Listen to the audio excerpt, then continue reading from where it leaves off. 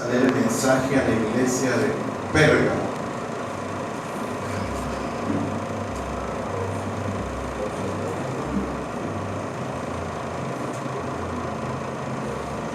Dice la palabra de Dios: y escribe al ángel,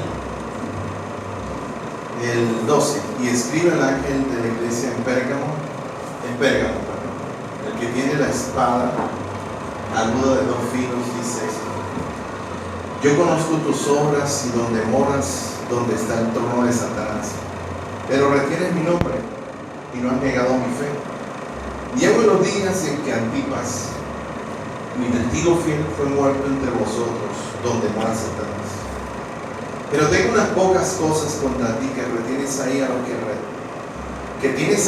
retienen la doctrina de Balaam, que enseñaba a Balaam a poner tropiezos de los hijos de Israel, a comer de cosas sacrificadas a los ídolos y a cometer fornicación. Y también tienes a los que retienen la doctrina de los nicolaitas, la que yo aborrezco. Por tanto, arrepiéntete, pues si no, vendré a ti pronto y pelearé contra ellos con la espada de mi boca. El que tiene oído, oiga lo que el Espíritu dice a las iglesias. Al que venciere, daré a comer del maná escondido y le daré una piedrecita blanca, y en la piedrecita escrito un nombre nuevo, el cual ninguno conoce sino aquel que lo recibe. Puede sentarse, muy amable, muy gentil, por estar de pie.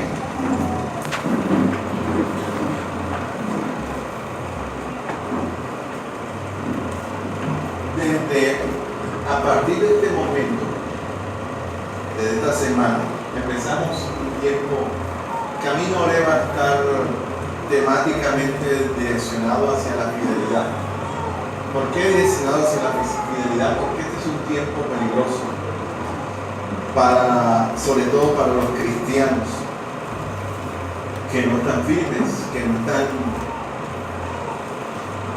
no han madurado, que no están consolidados en la fe.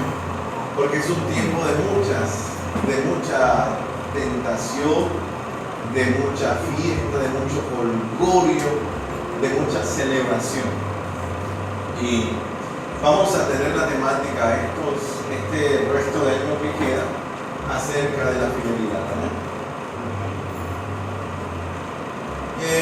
La fidelidad es un tema que particularmente, o yo diría que más que una virtud, es un valor que se ha perdido últimamente. La fidelidad es un tema que ya prácticamente ha sido desplazado por las ideologías, por los open mind, que son, digamos, los pensamientos, la mente abierta del hombre, y toda esta cantidad de procesos o de programas posmodernistas que están permeando nuestra sociedad. Entonces, cuando hablamos de fidelidad, estamos hablando de un tema que es complicado. Es complicado hablar de fidelidad.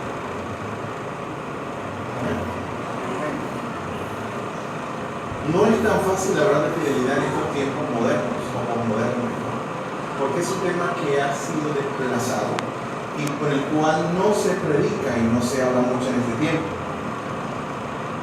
Pero nos damos cuenta, y vamos a hablar de un personaje llamado Antipas, un representante de lo que nosotros podemos llamar o podemos denominar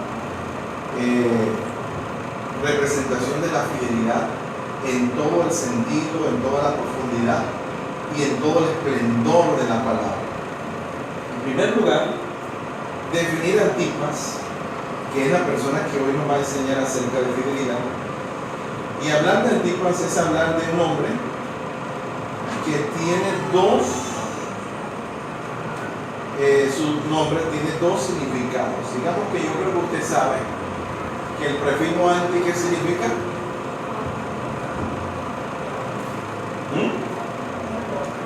¿Cómo? Contra, muy bien. El prefijo anti significa contra. Entonces, cuando nosotros hablamos de un escuadrón antimotines, hablando ahora del tema de las manifestaciones de los estudiantes, de toda la desestabilización que hay en este momento, las instituciones educativas. Hablar de antimotines es precisamente un escuadrón, un grupo armado que está en contra o para repeler todos los motines que se presentan en la ciudad. Cuando hablamos de anticristo, que es un tema que todos hemos escuchado la palabra anticristo, ¿qué significa anticristo? El que está contra Cristo o el que se opone a Cristo. Entonces, Antipas precisamente tiene un significado mucho más completo, porque anti es contra o contrario o que se opone, pero Antipas significa contra todos, o que se opone a todos o que resiste a todos, es lo que significa Antipas. Pero también hay una alteración o un significado paralelo a lo que es el nombre de Antipas, que es contra todos, y es Antípatros, que significa imitador de su padre, es lo que significa Antípatros. Por eso es que hubo un Herodes que se llamó Herodes Antipas, porque ese Herodes Antipas se le dijo Antipas porque trató de imitar en todo lo que el reinado, tuvo la intención de imitar perfectamente, tratar de hacer todo lo que su padre hizo, lo quiso hacer, y se le llamó Herodes Antipas, es decir, porque imitó o era una imitación o una semejanza muy parecida a lo que fue su padre. Entonces, un Antipas es lo que nosotros llamamos ahora de tal palo, tal astilla, o hijo de tigre, sale pintado, eso es un Antipas, un vivo reflejo, una viva imagen de su padre. Pero estaba la otra parte que era contra todos, el que resiste a todos. Y ese nombre, me gusta más este nombre, el nombre de Antipas, en la primera interpretación, que es contra todos, porque vamos a ver, o vamos a entender un poco por qué el Señor lo llamó testigo fiel. El Señor lo llamó mi testigo fiel. Miren, en la Biblia muy pocas veces el Señor utiliza ese pronombre posesivo para dirigirse a alguien. Usted recuerda a una persona que él le dijo mi siervo.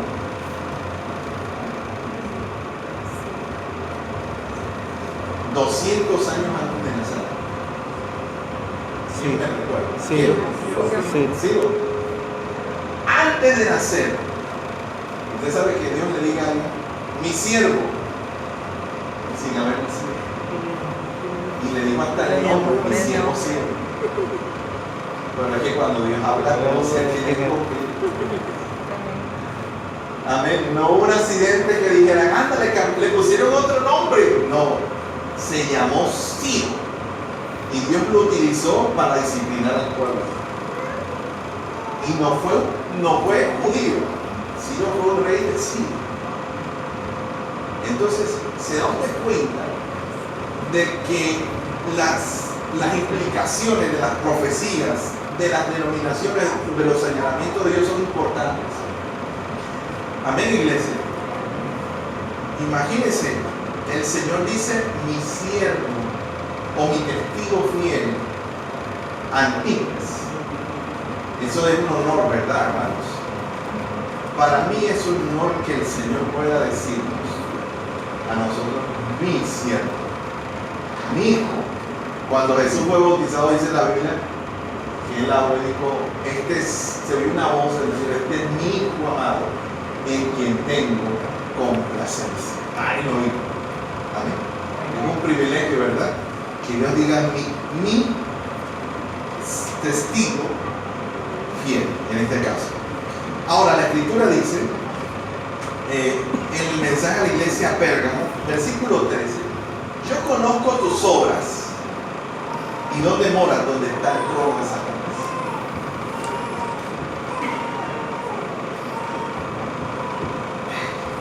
Estamos recibiendo el bautismo de la primogénita. Vamos a apagar un momentico el foco para ver si de pronto también se canta. Pero tienes mi nombre y no han negado mi fe, ni en los días en que Antipas, mi testigo fiel, fue muerto entre vosotros, donde mora Satanás. Estamos hablando de una cultura helenística Estamos hablando del nacimiento de la iglesia permeado por una cultura politeísta y pagana, donde, no, miren, vamos a ver este video ahora sí. ¿Hay sonido?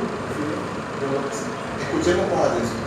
Llama, Jesús se refiere al trono de Satanás, precisamente al templo de Zeus que se encontraba ubicado en la ciudad de Pérgamo. Ahora, Pérgamo tuvo también la intención de imitar todo lo que hizo Atenas. En Atenas, una de lo que llaman las 7 maravillas del mundo fue el templo de Zeus. Y ese templo de Zeus era un templo que contenía, el templo era en forma de trono. Y ese trono contenía, sobre ese trono estaba sentado la imagen de Zeus, que era el dios del Olimpo, el dios de dioses del Olimpo. Y esa escultura o esa imagen o ese monumento tenía 20 metros de altura. Y fue una de las 7 maravillas del mundo antiguo. Aquí tenemos las ruinas que todavía existen en la ciudad de Pérgamo. No, todavía no.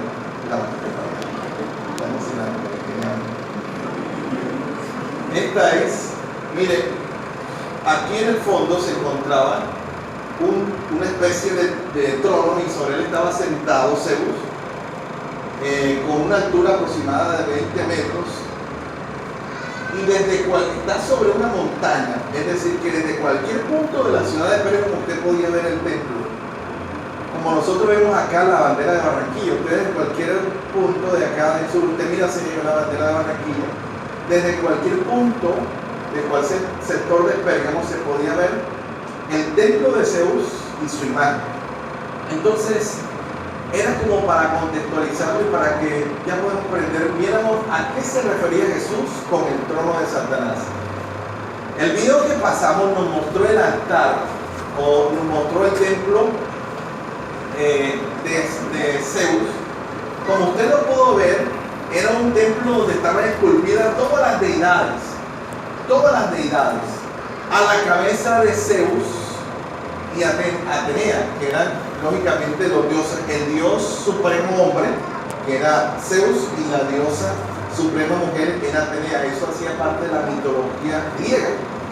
Entonces, Jesús se refiere a este paganismo, a este politeísmo, y lo llama el trono de Satanás.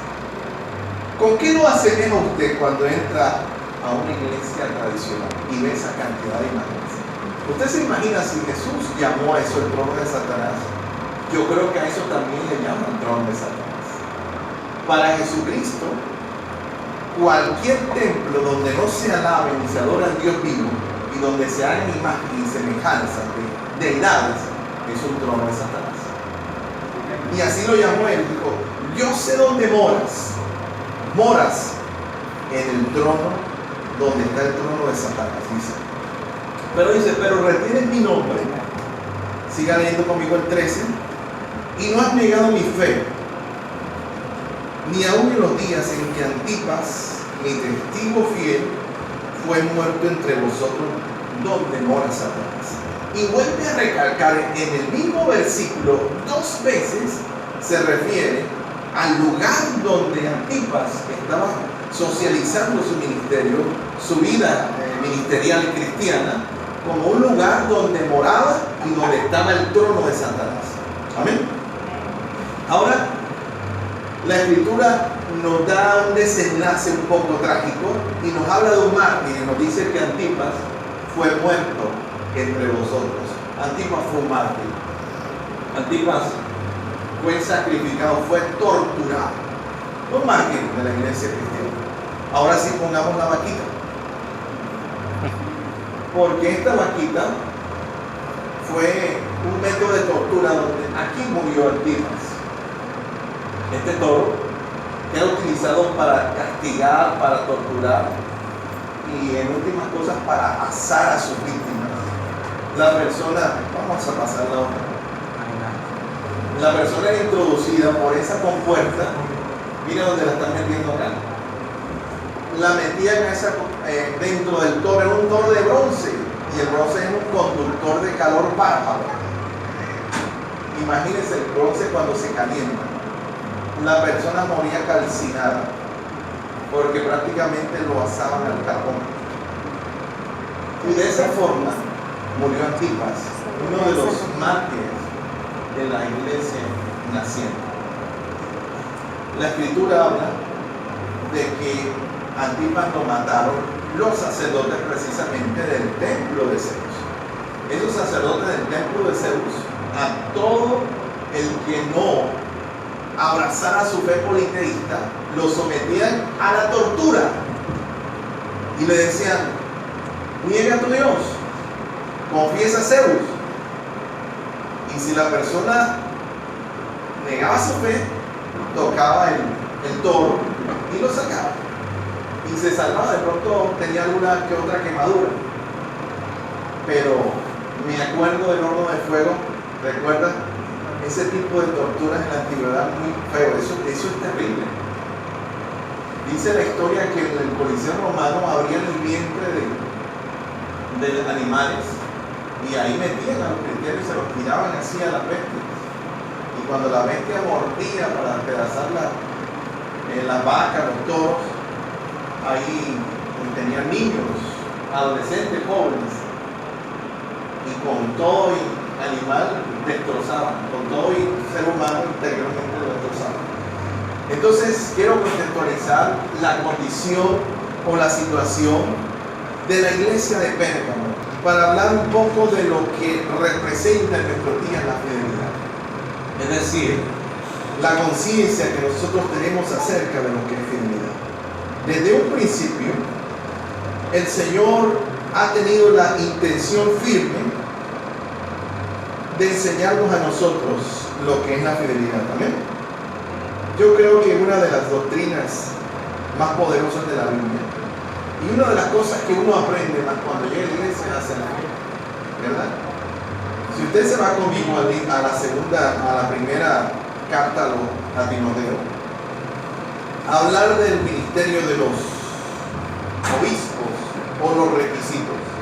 Yo compartí con los hermanos, creo que en un ayuno, y le decía eso. Vamos a ver algunos requisitos acerca de la fidelidad y que tiene que ver con Primera de Timoteo.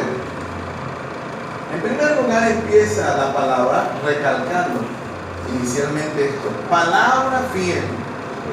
Palabra fiel. Para hablar de fidelidad, el apóstol Pablo lo primero que dice es que lo que va a hablar es fiel. ¿Qué significa fiel para usted? ¿O qué significa fidelidad?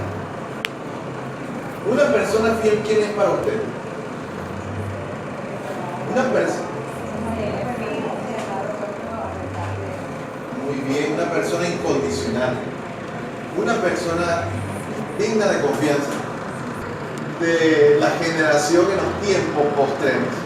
Porque así en 1 Timoteo nos dice cómo debemos ser, y segunda nos dice cómo no debemos ser. ¿Recuerda cómo dice Pablo en 2 Timoteo? Porque en los postreros tiempos habrá hombres amadores de sí mismos. ¿Qué más dice? Aborrecedores de Dios. Aquí está. Ávaros, vanagloriosos, soberbios, blasfemos, desobedientes a los padres, ingratos, impíos, sin afecto natural, implacables, calumniadores, intemperantes, crueles, aborrecedores de lo bueno. Mire lo que dice ahí: traidores, que es todo lo contrario a fiel, ¿verdad? Impetuosos, infatuados, amadores de los deleites más que de Dios. Esto es deporte en este momento. La traición. Ayer hablaba con una muchacha del barrio, se fue con un muchacho para Estados Unidos, el novio. Y ayer la mamá nos contaba que cuando estuvieron allá, la novia le puso los cuernos.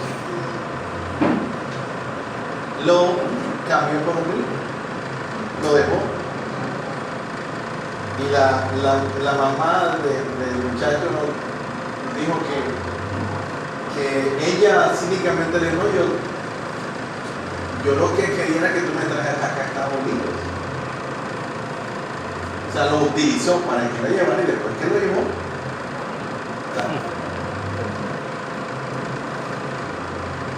Estamos acostumbrados a ver toda clase de infidelidades en el mundo, en las empresas, en los negocios, en todas partes uno ve infidelidad. El mundo está plagado de infidelidad porque la infidelidad hace parte de la traición del carácter de los hombres en los posteriores días. Es decir, se lo voy a decir de esta forma, el hombre sin Cristo y la mujer sin Cristo en estos tiempos está expuesta a padecer o a sufrir o a ser parte de este grupo de personas que el Señor denuncia a través de Pablo en la segunda carta a Timoteo. Pero como ya nos vimos lo que no debemos hacer, ya nos dimos cuenta, es el carácter de los hombres en los posteriores días, de los hombres. Pero la Biblia dice ahora el carácter de los obispos, o de los que quieren ser obispos, o los que quieren ser líderes o servidores del Señor. Y vamos a ver cómo empieza, palabra fiel, o sea que lo que vamos a leer aquí es una palabra digna de confianza, fidedigna, confiable. Amén. ¿Usted cree que la Biblia es la palabra de Dios? Entonces aquí es lo que debemos nosotros, a esto que nos debemos ceñir. Si alguno anhela obispado, buena obra desea. Pero es necesario que el obispo sea irreprensible. Y empieza. ¿Sabe qué significa irreprensible?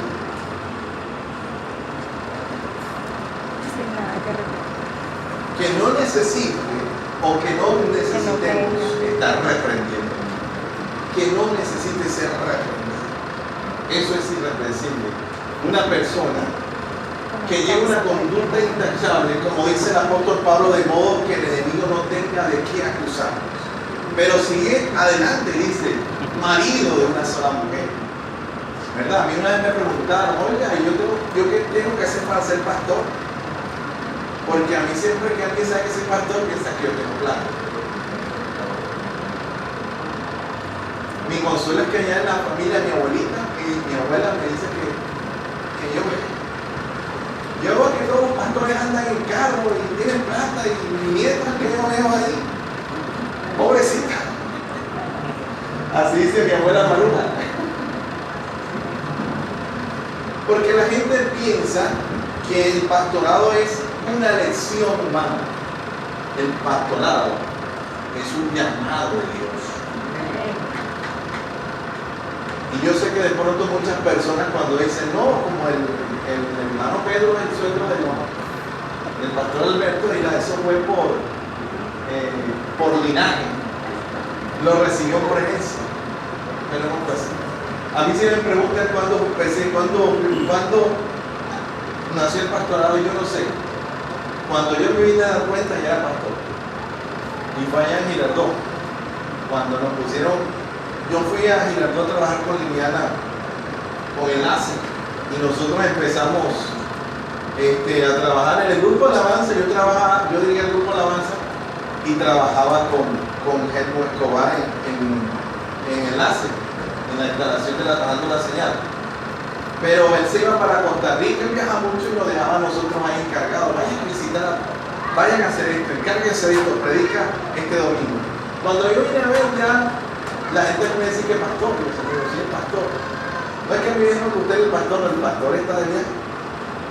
Uno no escoge, hermano. No nos metamos en la cabeza eso de que el pastor lo pone el hombre. El pastorado es un llamado de Dios. Y no cualquiera puede ser pastor. Aquí dice la Biblia que el obispo debe ser marido de una sola mujer. Interprételo como usted lo está interpretando, porque sí, así es. No solamente el apóstol es celoso diciéndonos que no debe tener dos mujeres, sino que debe haber tenido una sola. Está recomendando el apóstol. ¿Se da cuenta? No es un pastorado, no es una elección o no es una carrera profesional. El pastorado, el obispado es un llamado de Dios. Y el segundo requisito dice marido de una sola mujer. Es decir, que sea un hombre que fiel a su esposa. ¿Verdad que sí? Un hombre fiel. Es decir, que no se puede poner de pastor a un hombre mujeriego, a un hombre que anda con la una y con la otra, a un hombre que vacila con la una y con la otra, que sale con la una y con la otra. Entonces no puede ser pastor ni obispo. Tiene que ser una persona fiel, marido de una sola mujer. Es decir, tiene que estar casado. Amén. Cuando me dicen marido de una sola mujer, recomienda que sea un hombre casado una vez con una sola mujer, pastoralmente hablando. Ahora seguimos adelante. Dice la Escritura que el que sea sobrio, prudente, decoroso, hospedador, apto para enseñar. El versículo 3 dice: no dado al vino. Es decir, que no le guste embriagarse, que no le guste tomar. Después dice: no pendenciero, no codicioso de ganancias personistas, sino amable, apacible y no avaro. Así dice la Escritura, ¿verdad? O sea que termina hablándonos también de qué? De que sea una persona correcta y honesta con sus finanzas. Amén, hermanos. Correcta y honesta con sus finanzas. Eso hace parte de la fidelidad. Sigamos pasando. Y luego habla de la casa. Dice: que gobierne bien su casa y que tenga a sus hijos en sujeción con toda honestidad. Y abre un paréntesis. Dice: porque el que no sabe gobernar su propia casa, ¿cómo cuidará de la iglesia de Dios? Entonces nos está hablando también de otro tipo de fidelidad. La primera fidelidad que hablamos fue a Dios, que es un hombre irreprensible, que no tenga de qué avergonzarse, como dice el apóstol, que use bien la palabra de verdad. Después dice que sea fiel ¿con quién? Con su esposa, con su mujer, con su esposa. Porque el ministerio pastoral es un ministerio muy atacado, muy atacado. Y el tercero dice la Escritura que debe ser fiel con su dinero, no avaro y no codicioso de ganancias, ¿qué? Es decir, que no sea tramoyero, chanchullero, que no le guste el tramullo, que no le guste ninguna cuestión extraña por ahí, que no le guste engañar ni hacer trampa ni nada de eso. Que debe ser una persona fiel con su dinero. Amén. Y en cuarto lugar, ¿qué dice la Biblia? Que gobierne bien su casa y que tenga a sus hijos en sujeción con toda honestidad. Es decir, que sea un hombre fiel a su familia. Se da cuenta que la fidelidad también hace parte del llamado de Dios. Porque para tener a nuestros hijos en sujeción, nosotros tenemos que, ¿qué tenemos que hacer? Ser buenos administradores de nuestro hogar. ¿O no es así? Para yo poder ser fiel en mi hogar, para yo poder tener a mis hijos en sujeción, debo tener una conducta intachable en mi casa. Amén, hermanos. Para yo corregir a mis hijos, para enseñarles, porque la Biblia dice que el que no sabe gobernar su propia casa no puede manejar los negocios de Dios. Amén. Un requisito, que haya fidelidad en la administración del hogar. Y por último dice así: no un neófito, no sea que envaneciéndose caiga en la condenación del diablo. Es decir, que por último nos recomienda que la persona que está empezando en el Evangelio, que está llegando a la iglesia, tengamos mucho cuidado de ponerla en los negocios de Dios ¿Por qué? ¿Por culpa de qué? Del orgullo, del envanecimiento. Nosotros tenemos la tendencia a envanecernos, a engrandecernos, a enorgullecernos, a sentirnos que somos los importantes, pero cuando ya hemos aprendido y hemos pasado por el proceso de Dios es mucho más fácil. Pero justo no llega, no es así, hermanos. Yo recuerdo cuando yo empecé el ministerio predicando y fuimos a una campaña en Oasis Cesar, yo fui con el hermano Nilson Castro. Y entonces, ese día, hermano, uno está aprendiendo todo el tiempo, ¿verdad? Bueno, yo estoy aprendiendo todavía, no sé ustedes. Pero yo estoy aprendiendo, yo recuerdo, me da vergüenza contar. Pero yo vine inflado, hermano. Yo vine inflado. Yo vine de Codazzi. Yo creo que el apóstol Pablo se ponía enfrente y yo lo ministraba. Y me pasan, yo de pase me ha dado un testimonio.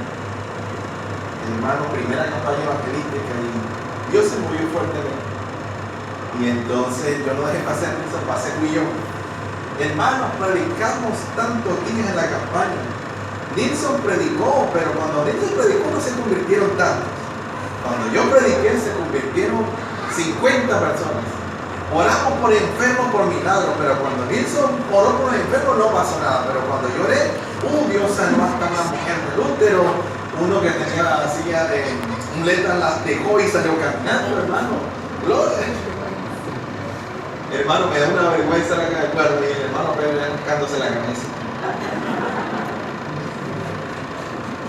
Después que me bajé de ahí, el hermano Pedro me sentó y me pegó una lavada. Yo decía en mi interior, como, hermano, entiéndame, primera vez que salí, tenía 22 años ahora. Y yo decía, por eso es que los ministerios no funcionan, no los dejan nacer. Hermanos, una de las cosas que uno debe aprender y entender es que los tiempos de Dios son perfectos. Amén, y los procesos de Dios son perfectos. Cuando uno llega al pastorado, hermano, cuando nosotros llegamos al pastorado, ya nosotros habíamos aprendido mucho, pero todavía estamos aprendiendo. Sigamos adelante. Estamos aquí, amados. Leamos la palabra. Vamos a escuchar el consejo del apóstol Pablo, 1 Corintios 4:2. Para que veamos que la fidelidad, o se lo puedo decir de esta forma,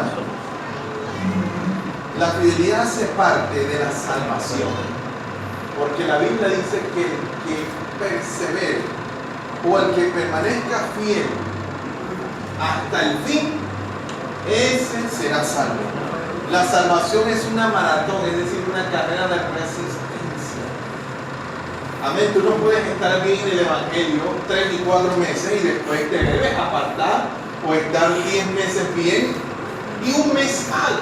No puedes estar todo el año bien cuando se siente que viene diciembre, cuando aparecen los breves, se siente que viene diciembre, ya, hasta ahí llegó el Evangelio. No, este es el momento propicio.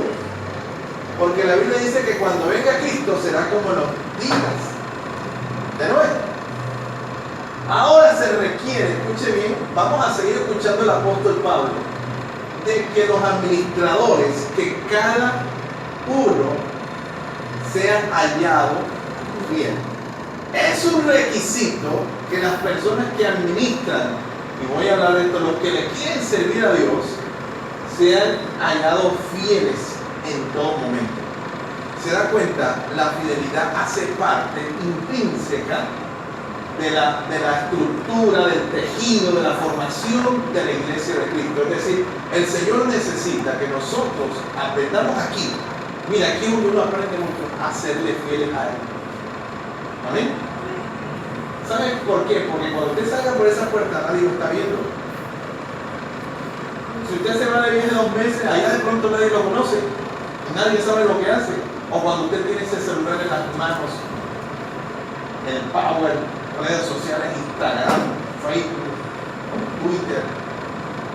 Nadie lo está viendo, pero cuando nosotros entendemos que Dios nos invita a ser fieles, nosotros vamos a llevar una vida transparente en el temor de Dios. Amén, iglesia. Por eso nosotros los cristianos no tenemos patrones en los celulares, ¿verdad? Yo no tengo patrones en mi celular, ni mi esposa tampoco. Cuando me llaman no voy a ir a la esquina a hablar, ¿verdad? No voy para allá y me encierro en el baño a hablar en secreto. No, nada de eso sucede. Porque entiéndase algo, Dios nos llama a ser fieles en todo momento, en todo instante.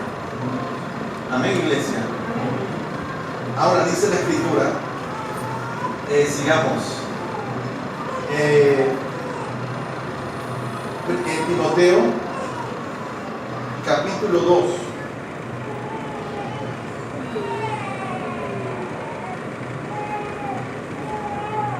Vamos a leer Tito 2.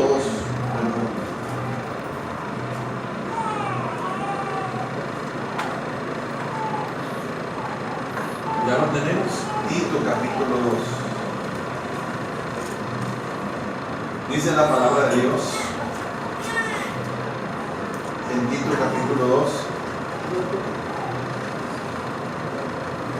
Pero tú habla lo que está de acuerdo con la sana doctrina. ¿Está conmigo aquí, iglesia? Leyendo. Que los ancianos sean ¿qué? Sobrios, serios, prudentes, sanos en la fe, en el amor y en la paciencia. Sigamos adelante. Las ancianas así mismo sean reverentes en su porte, no calumniadoras, no esclavas del vino, maestras del bien, que enseñen a las mujeres jóvenes a qué? Y a sus hijos. Ya saben, mujeres. A ser prudentes, castas, cuidadosas de su casa, buenas, sujetas a sus maridos, para que la palabra de Dios no sea blasfemada. Exhorta asimismo a los jóvenes que sean prudentes, presentándoles tú en todo como ejemplo de buenas obras en la enseñanza, mostrando integridad y seriedad. Palabras sanas y reprochables, de modo que el adversario se avergüence y no tenga nada malo que decir de vosotros. Exhorta a los siervos a que se sujeten a sus amos, que agraden en todo, que no sean ¿qué? Respondores. ¿Cuántos respondores hay aquí?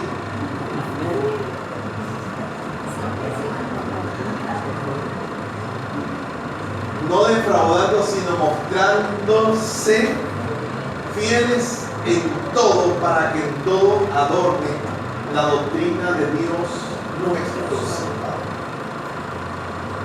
Amén. Vuelve a repetir lo mismo, dice, no defraudando, sino mostrándose fieles en todo, para que en todo adornen la doctrina de Dios nuestro Salvador. Yo creo que todas estas instrucciones del apóstol Pablo nos confirman que todo el que quiere servir a Dios debe empezar fijándose la meta de aprender lo que significa la fidelidad en todas las cosas. Si se ha dado cuenta que la expresión que más utiliza es fieles en todo, no dicen algunas cosas, sino fieles en todo, fieles en todo. Sigamos adelante. Apocalipsis.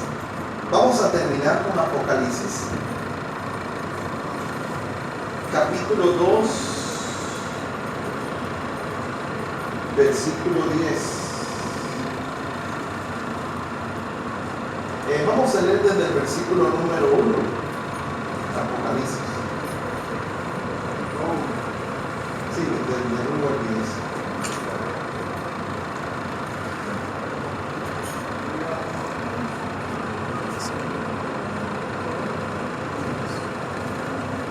¿Ya lo tienen? Vamos a leerlo. Escribe el ángel de la iglesia de Éfeso, el que tiene las 7 estrellas en su diestra. Vamos a leerlo. El que anda en medio de los siete, leámoslo todo. Candelero de oro dice esto: yo conozco tus obras y tu arduo trabajo y paciencia, y que no puedes soportar a los malos, y que has probado a los que se dicen ser apóstoles y no son, y los has hallado mentirosos. Y has sufrido y has tenido paciencia, y has trabajado arduamente por amor de mi nombre, y no has desmayado. Pero tengo contra ti que has dejado tu primer amor. Recuerda por tanto de dónde has caído y arrepiéntete y haz las primeras obras, pues si no vendré pronto a ti y quitaré tu candelero de su lugar si no te hubieres arrepentido. Pero tienes esto, que aborrecen las obras de los nicolaitas, las cuales yo también aborrezco. El que tiene oído, oiga lo que el Espíritu dice en las iglesias. Al que venciere le daré a comer del árbol de la vida, el cual está en medio del paraíso de Dios. Y escribe al ángel de la iglesia, me pasé, perdón. Vamos a leer hasta el 10. ¿Sí? Escribe al ángel de la iglesia en Esmirna, el primero y el postrero, el que estuvo muerto y vivió, dice esto: yo conozco tu tribulación, tus obras y tu pobreza, pero tú eres rico. Y la blasfemia de los que se dicen ser judíos y no lo son, sino sinagoga de Satanás. No temas en nada lo que vas a padecer, ni aquí el diablo echará a algunos de vosotros en la cárcel, para que seáis probados y tendréis tribulación por 10 días. Sé fiel hasta la muerte. ¿Y qué dice la Biblia? Y yo te daré la corona de la vida. Sé fiel hasta cuándo, dice la Biblia, hasta la muerte. Ya aprendimos otro patrón.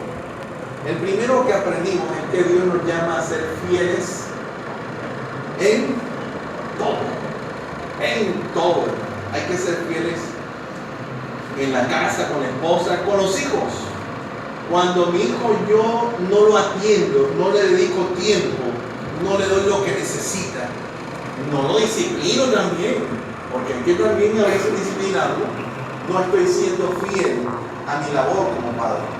Cuando yo trabajo de mala gana, cuando yo me salgo temprano del trabajo, cuando llego tarde, ¿verdad? Cuando hago mi trabajo a medias, tampoco estoy siendo fiel. Amén, iglesia. Eso no es ser fiel, porque la Biblia dice que debemos servir no al ojo, sino servir como si estuviéramos sirviendo a Dios. Si usted va a hacer un budín, la hermana así, tiene que hacerlo como si se lo fuera a hacer a Ronald. Amén. Si usted va a hacer una sopa o un sancocho, la hermana va a hacer un vestido. Lo que usted va a hacer, o un masaje, la hermana Willy Navarro, el masaje es como si se lo estuviera haciendo al Señor adorado. Y todo tiene que ser para el Señor, como para Dios. Amén. Todo, en todo. Yo se lo digo de esta forma y hablo también de las relaciones. Hay que ser fiel. Amén. Si tú tienes un novio y te la hizo, agárralo, porque te la hizo una vez y te la voy a volver a aplicar. Y si tienes una novia y también te compró limón, te va a tocar también aguantar. Hay que examinar para todo en la vida la fidelidad, hermano. A veces no tenemos en cuenta eso, pero hay que tener en cuenta la fidelidad para todo. Amén, iglesia. Ahora dice la Escritura también que la fidelidad, ser fiel hasta la muerte, tiene un periodo de tiempo. Dice que debemos ser fieles hasta el final. Ser fiel hasta la muerte y yo te daré la corona de la vida. Cuando uno se casa, hace un voto, ¿verdad? Y dice que estará, solo la muerte nos puede hacer mal.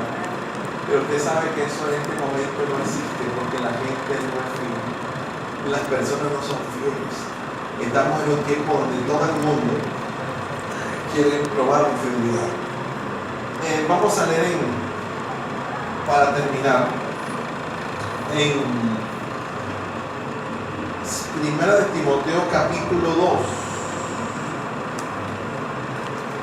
Primera de Timoteo capítulo 2.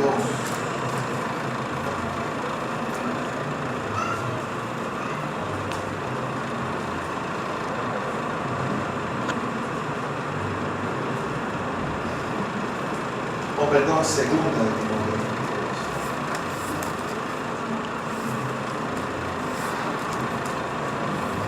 Los 3:2, segunda de Timoteo 2:2. Pero leamos los dos primeros. Tú pues, hijo mío, ¿qué dice? Esfuérzate en la gracia que es en Cristo Jesús. Lo que es oído de mí ante muchos testigos, ¿qué dice la Biblia?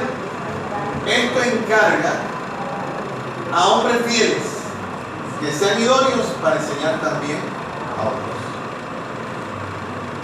Vuelvo a repetirlo. Tú pues, hijo mío, esfuérzate en la gracia que es en Cristo Jesús. Lo que has oído de mí ante muchos testigos, esto encarga a hombres fieles que sean idóneos para enseñar a otros. ¿Sabe a quién estaba hablando Pablo?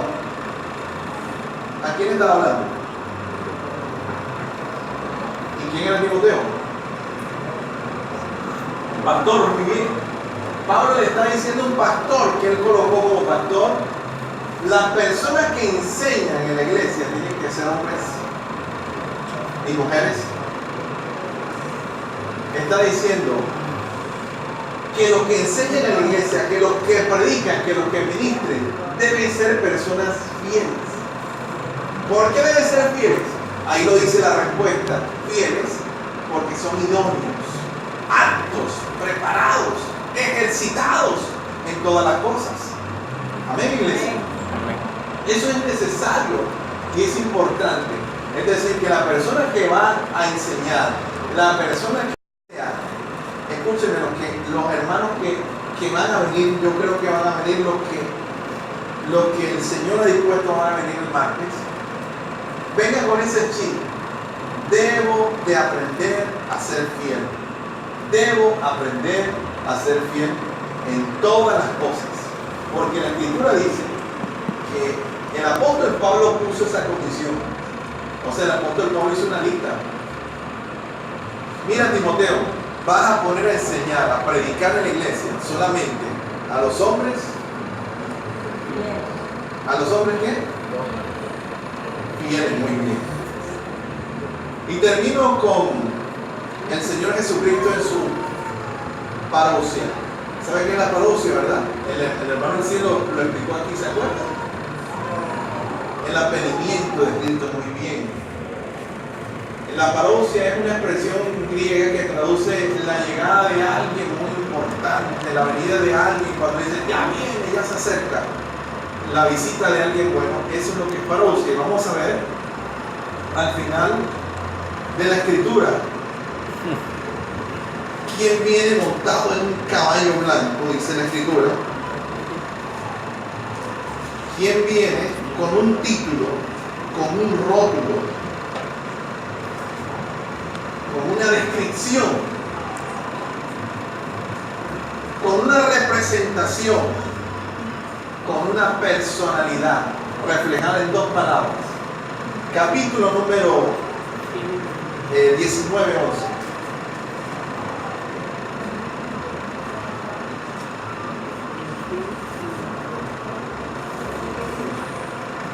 Apocalipsis. Entonces vi el cielo abierto. ¿Cuándo se abrió el cielo? Perdón, iglesia. ¿Cuándo se abrió el cielo? No, pero ahí dice, ¿qué pasó antes? Las bodas del Cordero. ¿Se da cuenta? La cena del Señor no es cualquier cosa. Yo no voy a tomar la cena del Señor, mejor después. No le damos la importancia. Y después de la boda del Cordero dice la Escritura que se abrió el cielo. Y dice la Escritura que Juan vio el cielo abierto y un caballo blanco, y el que lo montaba se llamaba, ¿cómo se llamaba? ¿Cómo? Fiel y verdadero. Quiero que esas palabras no se nos olviden, que se nos meta en el alma, en los huesos. Tenemos que luchar, tenemos que vencer, pero Dios nos llama a ser fieles en todas las cosas. Fiel y verdadero, así se llama el jinete, ¿verdad? Y con justicia juzga y pelea. Sus ojos eran como llama de fuego Y había en su cabeza muchas diademas y tenía un nombre escrito que ninguno conocía sino él mismo. Esto es tremendo cuando yo escucho esto. Sigamos leyendo. Estaba vestido de una ropa teñida en sangre y su nombre es el Verbo de Dios.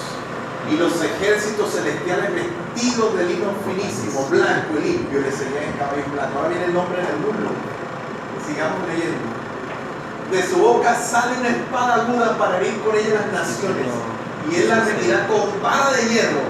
Y él pisa el lagar del vino del furor y de la ira del Dios Todopoderoso. Y en su vestidura y en su muslo tiene escrito este nombre: Rey de Reyes y Señor de Señores.